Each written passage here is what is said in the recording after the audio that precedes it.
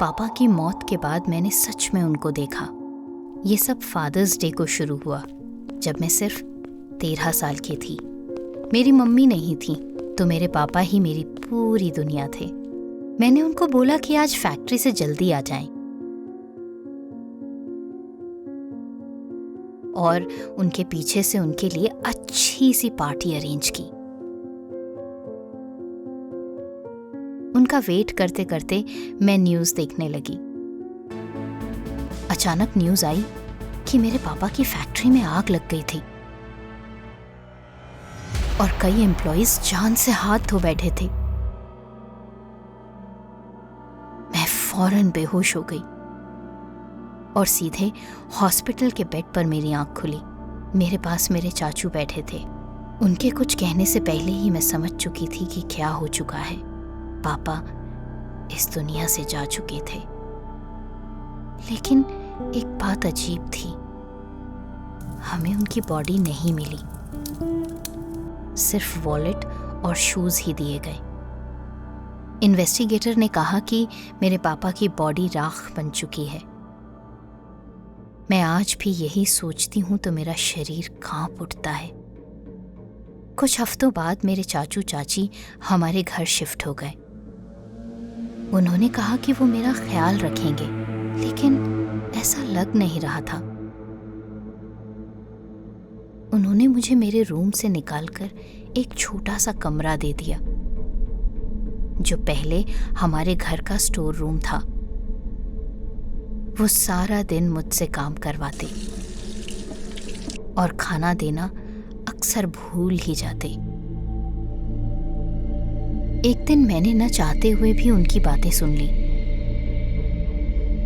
कोई भी कभी भी नहीं जान पाएगा कि फैक्ट्री में क्या हुआ था। और चाची हंस रही थी। कोई बताने के लिए बचा होगा तो ना। उन्होंने मुझे उनकी बातें सुनते देख लिया और इस डर से कि मैं पुलिस को ना बता दूं, घर की बैक पर एक अंधेरे कमरे में मुझे बंद कर दिया, जो पापा ने कई साल से बंद किया हुआ था।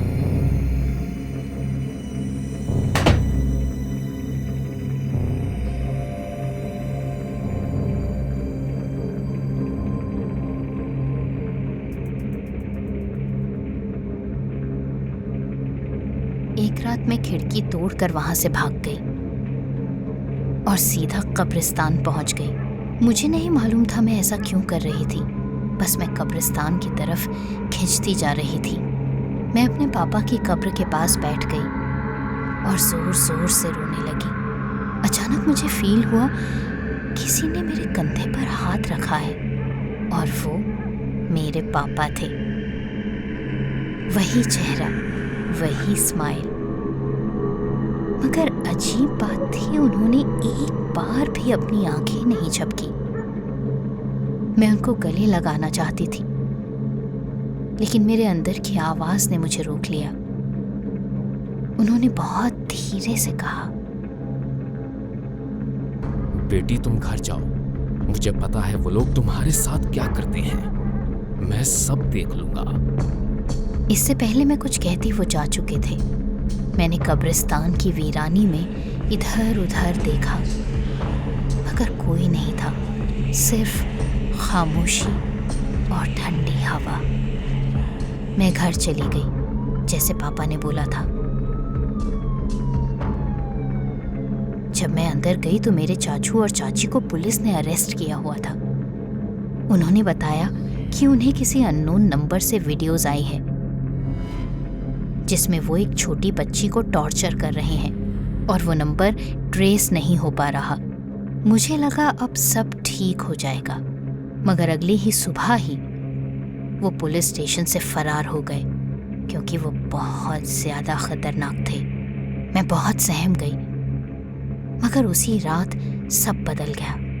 मुझे रात के 3 बजे चाची की चीख सुनाई दी। मैं भागकर नीचे गई तो देखा वो कॉन्स्टेंटली दीवार को घूर रही थी और कह रही थी, उनकी आत्मा हमारे गिर्द ही है। चाचू जबरदस्ती चाची को वहां से ले गए, मगर कुछ देर बाद खुद चिल्लाने लगे। उनका चेहरा एकदम सफेद पड़ चुका था। वो कह रहे थे, भाई ने मुझसे अभी कहा है कि दूर रहो, मेरी बेटी से दूर रहो। ऐसा लग रहा था चाचू को सामने कुछ ऐसा नजर आ रहा है जो मैं नहीं देख पा रही। अगली सुबह चाचू और चाची पागल खाने में थे। नेबर्स ने पूरी रात चीखों की आवाजें सुनी और चाचू चाची को अजीब काम करते देखा। डॉक्टर ने कहा कि दोनों की मानसिक हालत पूरी तरह खराब हो चुकी है। वो सबको बार बार कह रहे थे उन्होंने एक मुर्दा आदमी को अपने घर में चलते फिरते देखा है, मगर मुझे दोबारा कभी नजर नहीं आए। 2 दिन बाद मैं रात के समय कब्रिस्तान गई क्योंकि पापा की बहुत याद आ रही थी। पूरे 3 बज रहे थे। मैं ये देखकर डर गई कि वहां फ्रेश फूल पड़े थे। मैं डर गई कि आखिर इस समय यहाँ कौन आया हो सकता है। तभी किसी ने फिर से मेरे कंधे पर हाथ रखा। मैं इस बार नहीं मुड़ी क्योंकि उस समय मेरे शरीर के एक एक जर्रे में खौफ था और वहाँ किसी के पैरों के निशान भी थे, जैसे कोई मुझे देखकर अभी अभी वहां से भागा हो।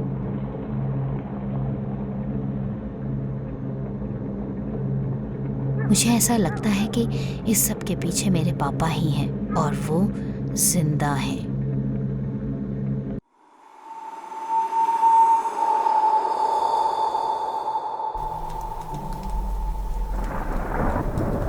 मैं लगभग 7 साल KFC में मैनेजर की जॉब करता रहा, बट उस खौफनाक रात को जो हुआ उसने मुझे ये जॉब छोड़ने पर मजबूर कर दिया। मैं अपने काम में हर तरह के एम्प्लॉय से डील करता था, बट डैनी मुझे आज भी याद है। वो बहुत पोलाइट था, बट उसे कभी कभार समझाना बहुत मुश्किल हो जाता था। डिलीवरी के दौरान वो अक्सर गायब हो जाता और कस्टमर्स कंप्लेन करते कि फूड उन तक पहुंचा ही नहीं।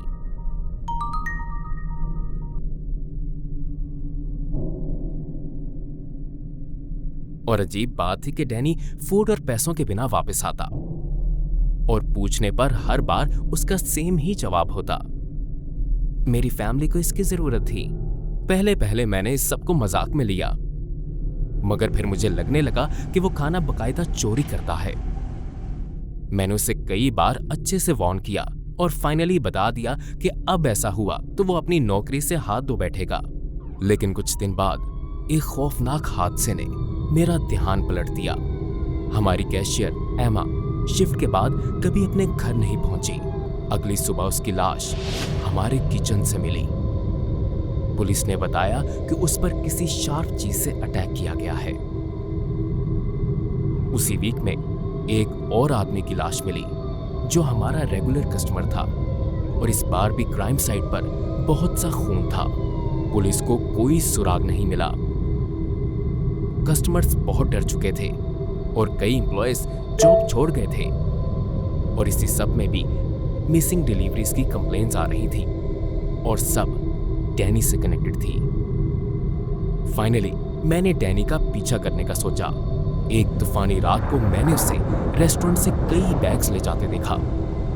कस्टमर के ट्रस्ट की तरफ जाने के बजाय वो एक पुरानी सड़क की तरफ जा रहा था और फिर वो एक पुराने घर के पास रुका। अंदर एक ही लाइट थी जो फ्लिकर कर रही थी। डैनी फ्रंट डोर से अंदर गया और मेरी नजरों से गायब हो गया, लेकिन मुझे उसकी आवाज आ रही थी। हेलो, कैसे हैं आप? मैं फाइनली आपके लिए एक और बर्गर ले ही आया। फिर मुझे एक बूढ़े आदमी की आवाज आई, शुक्रिया, लेकिन मेरी रेड सॉस। ये ले पापा। इस वक्त पापा ने मुझे हिलाकर रख दिया। उसके पापा का तो 1 मंथ पहले मर्डर हो गया था और वो भी हमारे ही रेस्टोरेंट के सामने जब वो बर्गर खा रहे थे। मैं फौरन अपनी गाड़ी की तरफ भागा और वो रात मैंने बहुत मुश्किल से काटी। मैं जब भी आंख बंद करता मुझे लगता वो आदमी मेरे सामने ही है।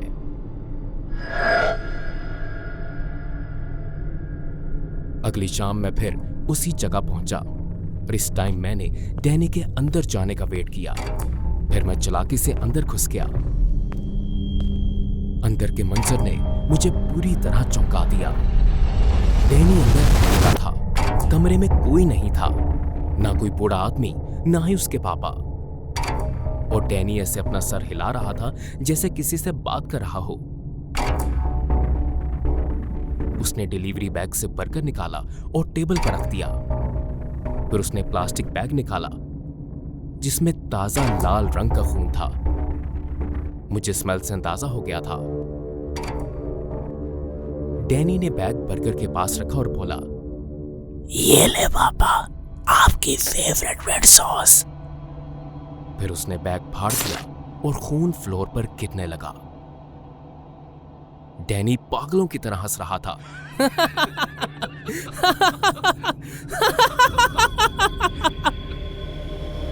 फिर उसने वो खून से भीगा बर्गर उठाया और खाने लगा और साथ साथ किसी से बात कर रहा था जो वहां था ही नहीं। देखा ना पापा, कहा था ना मैं लाऊंगा। मैं वहां सहमा खड़ा था और फिर उससे भी कुछ ज्यादा खौफनाक दिखा। टेबल के पास कई खाली डिलीवरी बैग्स थे और उनके साथ ऐसी चीजें जो किसी भी घर में नहीं होनी चाहिए थी। एमा का नेम टैग, कस्टमर का वॉलेट और खून से लदा KFC का यूनिफॉर्म। मैंने हिम्मत करके पुलिस को कॉल किया। वो कुछ मिनट्स में वहां थे। अंदर जो मिला उसने पूरे शहर को हिला दिया। हर मर्डर के पीछे डैनी ही था। डॉक्टर्स ने बताया कि बाप की मौत के सदमे ने उसको पागल कर दिया था।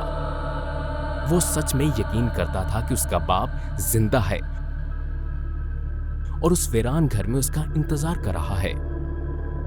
और अपने पापा को खुश करने के लिए वो उनके लिए बर्गर्स लाता था। और जब उसके इमेजिनरी पापा ने उससे रेड सॉस मांगी तो डैनी ने खौफनाक जराइम का सोचा।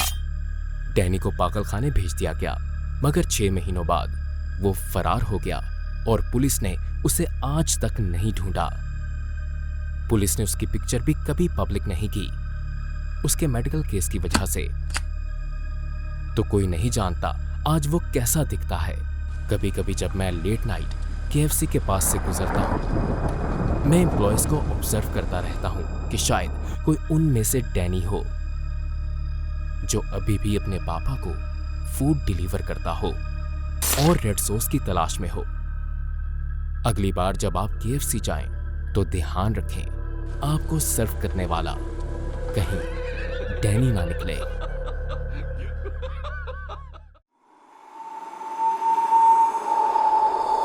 लास्ट फादर्स डे पर मैंने और मेरे पापा ने पिकनिक पर जाने का प्लान बनाया। ये जगह हमारे घर से दूर एक शांत से एरिया में थी ताकि हम कुछ टाइम इस शोर वाली दुनिया से दूर गुजार सकें।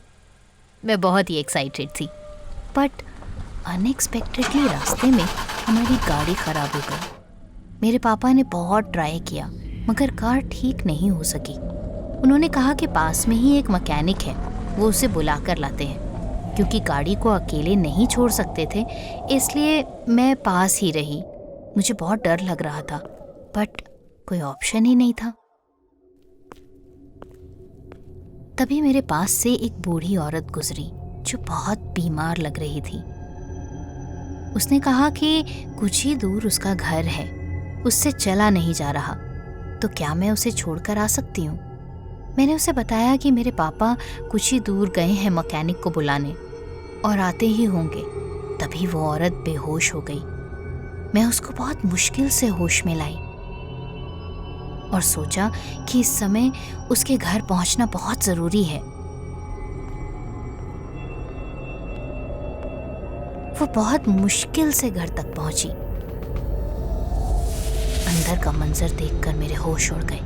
वहां बहुत सी हड्डियां थीं जो जानवरों की नहीं लग रही थी। मैंने सोचा कि मैं फौरन वहां से भाग जाऊं, लेकिन उसी समय उस औरत ने अपना मास्क उतारा और वो कोई बूढ़ी औरत नहीं थी। वो 20 साल की लड़की थी जिसका काम लोगों को ट्रैप करना था और घर तक लाना था।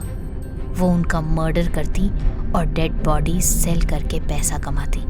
मैंने छुप कर सुना तो वो लड़की किसी से फ़ोन पर बात कर रही थी। काम हो गया है, इस एज की बॉडी के पैसे भी ज़्यादा मिलेंगे।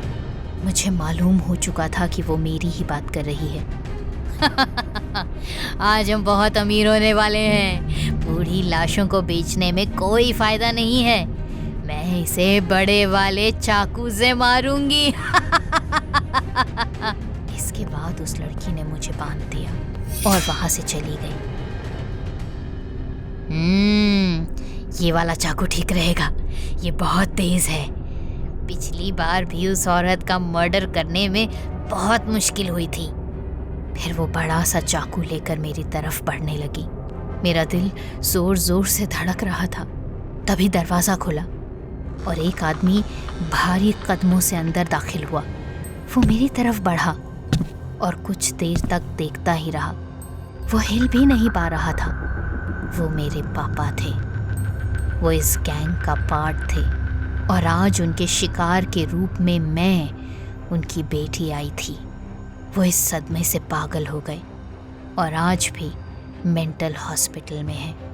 मगर वो खौफनाक रात जब मेरे पापा मेरी लाश की बात कर रहे थे कभी नहीं भूलेगी।